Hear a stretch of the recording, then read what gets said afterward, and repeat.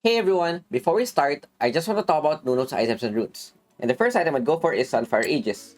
Not only does this item make Nuno tanky, it also gives him ability haste, as well as an immolate passive, which allows him to clear the jungle faster, as well as have more DPS when in team fights. Second item I'd go for is Searing Crown. This makes Nuno even tankier, granting him HP, armor, but the most important thing here is its passive, wherein he would deal even more damage, especially since this synergizes well with Nuno's abilities like his third skill. Third item I'd go for is Steel-Plated Stone Plate. You could go for the Mercury Threads if they have a lot of crowd control. And another item that you could go for is the Stasis Enchant. You'd only go for this if they are Serpent's Fang users. After this, we go with the Amaranth's Guard. Now that we have a lot of HP as well as a bit of armor, this would synergize well with Nunu, since the longer a team fight goes, the tankier he would be. He will also gain more armor, magic resist, allowing him to deal more DPS, especially with the Searing Crown plus Sunfire Aegis combo. After this, we could go for the Thorn Mail. You'd complete this item if they have a lot of healing in their team or they are AD heavy. Otherwise, you could go for the Frozen Heart, because this would not only make you tankier, it would also lower your cooldowns, allowing you to spam your skills more. Then the last item would go for Warmog's Armor. This would give you even more HP, increasing the damage of Sunfire since it scales on HP, as well as give you a regen when out of combat. An alternative item that you could go for is Force of Nature, but you'd only get this item if the opponents are AP heavy. Going to the runes, the first one I'd go for is Aftershock. You could proc this really easily by using your third skill and sticking to one target. This would not only make you tankier, it would also deal a bit of DPS as well. Second rune I'd go for is Weakness. Since you have a lot of slow in your kit, such as Smite, third skill, as well as your ulti, then you would proc this pretty easily, allowing your team to deal more damage against opponents. Third rune I'd go for is Hunter Titan. You'd usually go for this rune if they have a lot of crowd control. But if they don't have much CC, you could go for the Ultimate Shield since it synergizes well with your ulti, combining the Stone Plate, Ultimate Shield, as well as the Ulti Shield, then you would be very durable when it comes to the team fights. Then the last rune I'd go for is Mastermind. Nunu being one of the strongest objective takers, this synergizes well with his first skill Smite combo, allowing him to secure objectives easily, as well as get more gold from them. An alternative rune for this would be Pathfinder. You'd only go for this if you think that you wouldn't be able to win the first objectives. That is it for Nuno's items and runes, and I will see you guys in game.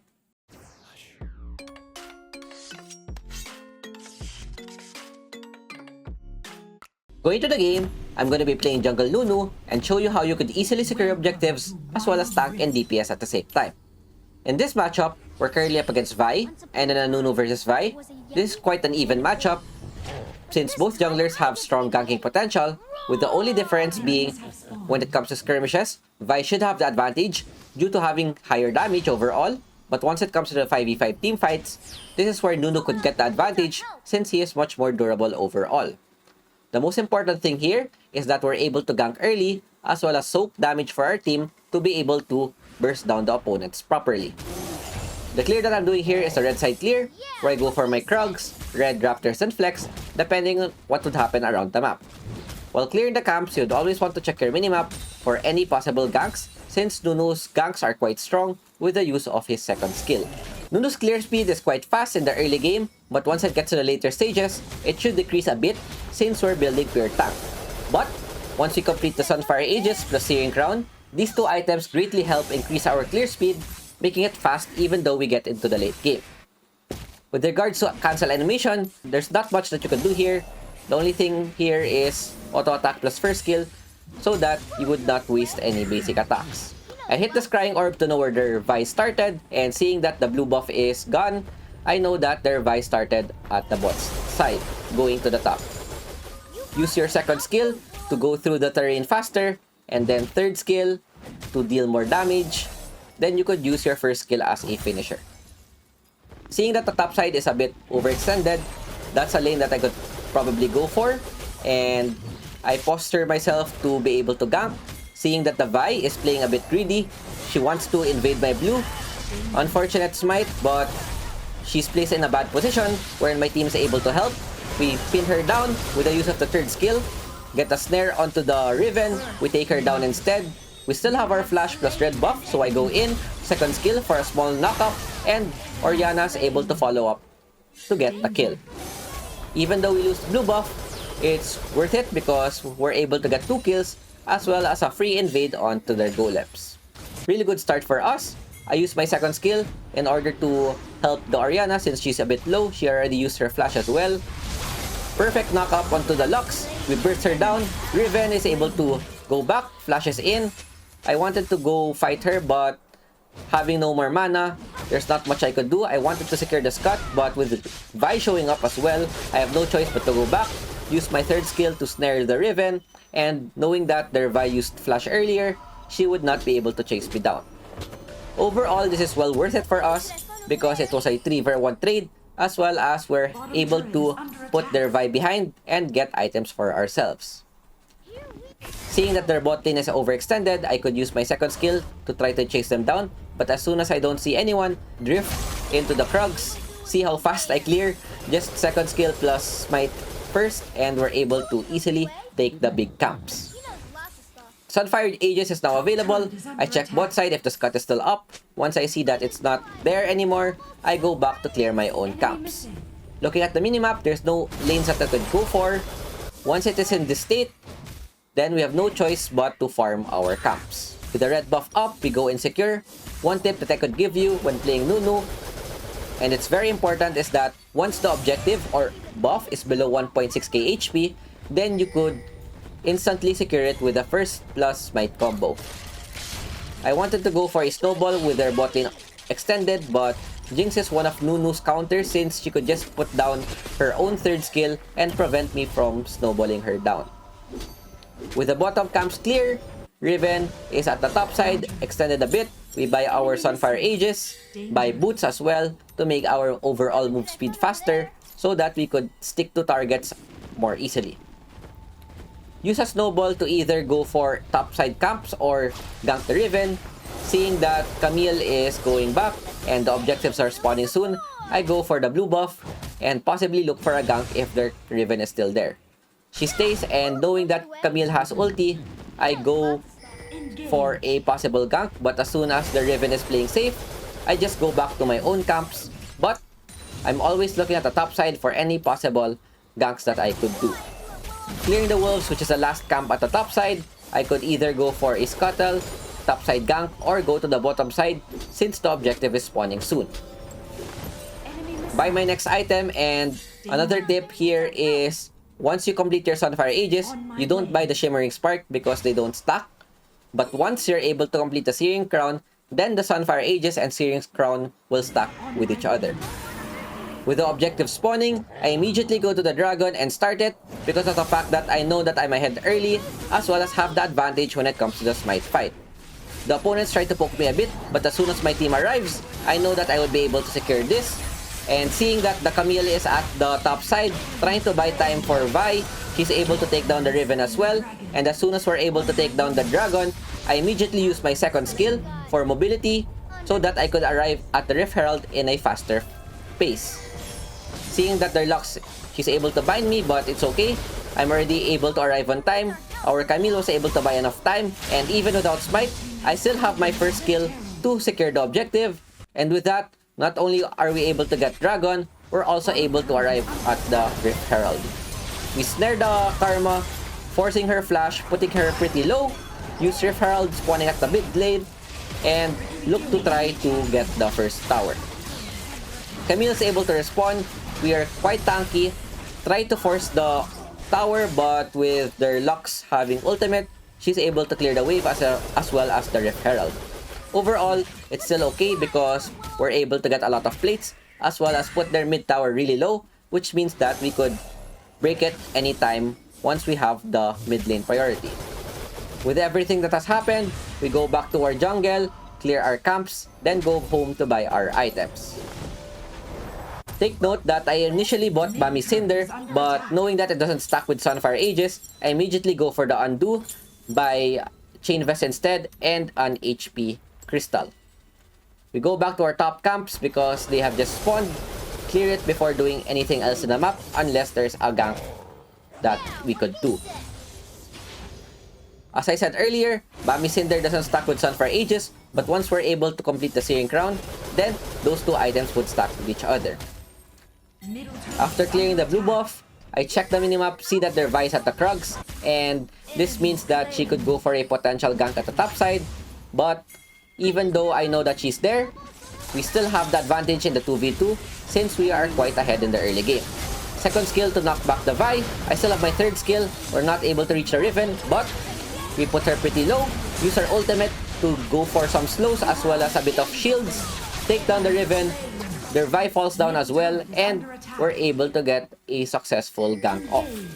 Seeing that two of their members are down, they have no way of defending topside. They used Lux ulti as well, tried to take me down because I'm low HP. Unfortunately, there's still a Comet, and they're able to clear the wave. Overall, I think it's still okay because our bottom lane is able to take down the first tower since their Karma went on the top side. She plays a bit greedy, takes me pretty low with her ignite, but we have a lot of HP to sustain, so we're able to go back safely and buy our Searing Crown. Once we complete this item, our DPS will be really high, and this would also help our clear speed as well. Once I'm able to stick to someone, then you would notice on how much damage that I would deal. Always use your second skill to go through the map faster because of the additional move speed that it gives. If you could drift properly, then it's all good as well. And seeing that there's another fight at the Scuttle, we're able to secure it, position ourselves in the front, use our ulti for a slow, and this is what's good about Nunu. If the opponents have no dash or flash, then our ulti is guaranteed to hit and deal massive damage. Seeing that the Riven is out of position, we could go for a possible tower dive. That's why I position myself going to the tower. As soon as she flashes, we're quite tanky, so we go in, take the aggro. We have Aftershock plus a lot of HP. She's able to live through our dive with our team a bit out of sync. No one knows what they're doing. Even though she's able to live with 1 HP, in the end, we're able to burn her flash as well as take their tower. 20 seconds before the objective spawn, we buy our items, giving us armor, MR, a lot more tankier when it comes to the team fights. Red buff is up. I just want to secure this so that we would have even more burn damage with the Sunfire Aegis, plus Searing Crown, plus red buff. Then our DPS would be pretty high and be very tanky as well. Rift Herald has already spawned. I'm a bit late, but we should be able to secure this objective because of the fact that we're pretty much ahead, as well as we see their Jinx at the bottom side. All I have to do is smite so that their jungler would not be able to steal, and once we're able to secure it, we have a lot of ways that we could go for. Camille goes for the engage into their jungle, nice polymorph by Lulu, and we secure another kill. Riven, still overextended at the top side, use my second skill for additional mobility, try to chase her down, knowing that she flashed earlier, then we should be able to get a kill once our snowball hits. Even though it doesn't, we still have a lot of crowd control with the use of our third skill, dealing damage and getting another kill. Dragon is up, and with 2 members down, we should be able to secure this pretty easily. And as I said earlier, the best tip when playing Nunu is once it goes below 1.6k HP, just go with the first skill plus might. Even with Lux's ulti, she would not be able to get the objective. Seeing that our Amorance is already available for purchase, we go back, buy this item, and this is a huge spike into our durability. Go for the Stone Plate next since I see that no one is building Serpent's Fang on their team. Look at the clear with the Sunfire Aegis plus Searing Crown combo. Pretty easy for us. Getting the blue buff. Look at all the DPS that I'm dealing onto the blue. This goes to show on how much damage I have, especially when we get to those team fights. We continue to clear our camps, and looking at the position of our teammates, they just got home and want to farm, so this is no problem for me because of the fact that we're quite ahead and we don't want to throw our lead. Seeing that the Riven is out of position again, we use our second skill to go for the additional movement speed. Even though we hit the wall, we should be in position to try and poke her down. Third skill for the snare, first skill for a bit more damage, smite for more slow as well, and our ultimate. She's able to dash away from it, but look at how much damage I'm able to deal with her. Half HP in just one combo. Vi goes for a play at the bot side. They're able to get down a tower, and seeing that they're out of position, this is still an opportunity for us to go for a top lane dive. Lux it at the mid side. Our Ariana falls down, but at least we're able to trade a tower. and with their Lux's ulti quite late, it's not able to do anything. But overall, they're able to get a trade. They take down our mid and bot tower. That's why even though we're massively ahead, there's still room to throw the game, especially if our team doesn't play well. The biggest advantage when playing Nunu jungle is that we're not a carry champion. Even though we're able to build the Sunfire Aegis plus Searing Crown, this is not enough damage to burst the opponent's snowball again to look for any possible ganks, and seeing that the Karma and Lux are out of position, get a hit onto her. Third skill, 2-man snare, put her pretty low, forcing her flash. Use our ultimate to poke down the Karma, putting her down as well. Vi uses her ulti to try to take down our support, and with the Amaranth Wind Guard proccing plus Lulu ultimate, look how much damage we're tanking. They're not able to do anything. I still have my Stone Plate plus Flash just in case anything goes wrong, and we are able to freely take down their jungler. With their jungle down, Baron is open. This is a perfect time to start since they would not be able to do anything about it. And being a Nunu, we're able to tank this pretty easily. All we need is an additional source of damage. We're in, which is here to help secure this.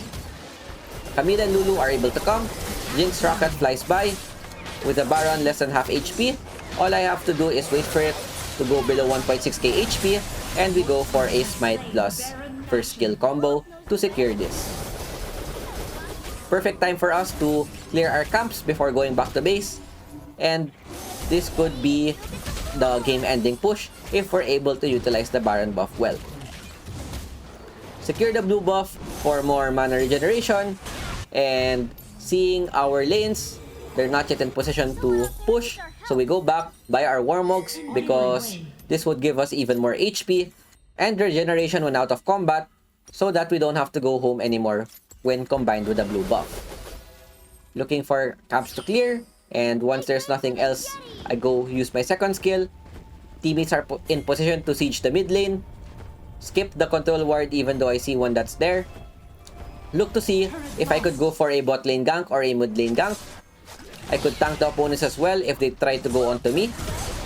No problem. We go to the bot side, got a tower, currently doing a 3-2 push. Being very tanky, we're able to tank a lot of tower shots. All I want to do here is to proc my Amaranths, then possibly go in, look for a fight. Buy time for my team to destroy the tower. And with the Warmogs proc happening, we get full HP again. Play a bit greedy, snare the Vi, put her out of position, use our ulti so that we can burst her after the stasis, take her down, Amaranth Wind Guard proccing, and this would give us more stats. Even though Jinx is hitting me, she's not able to do much. And once we're able to take down the mid tower, we just go back. I still have my Warmogs just in case they go for an engage. Seeing how much HP it gives, this is the power of the item, especially when we get to the late game. We secure the blue buff, give it to our teammate, and with the dragon spawning, immediately go for a start. And with a combination of the Aegis plus Searing Crown, this usually should be slow, but with the DPS that we have, we're able to make this a lot faster. And once we secure this, this should be our third dragon, giving us a 3 dragon buff. The only thing left here is to secure the red buff, possibly buy our items, and go end the game. If we're not able to end it quickly, then the Baron should spawn pretty soon, and once we take that objective, combining it with the 3 dragon buff, they should not be able to do anything against us. Use the snowball, play a bit greedy, look for someone to catch, and once I hit the Karma, snaring with the third skill, force her flash, tank a lot of damage, burn the exhaust, combining Lulu's shields, we're able to tank a lot of damage. Playing very greedy right now. Vi hits me, immediately flashes as well. Orianna is able to take her down with the ulti. Twitch uses his own ulti as well. We use a snowball to look for anyone trying to defend. Once we take the top tower, there's nothing else to get but their Nexus. Go front again. We still have our Stone Plate. We tank Lulu's ulti just like that. Use our shields, and with creeps going into their Nexus, we go and just end the game. This is the strength of Nunu jungle, and see how much impact that we could do being able to engage, tank, and secure objectives at the same time. 98.22% in master tier, pretty high. We're able to get MVP. Our team did good as well, 607. And look how much damage I'm dealing, almost the same as the carries. And we're able to tank a lot of damage as well. Hope you guys enjoyed our Nunu tutorial, and I will see you guys next time. Peace out. Ciao, ciao. I'm finally facing it all, fearless.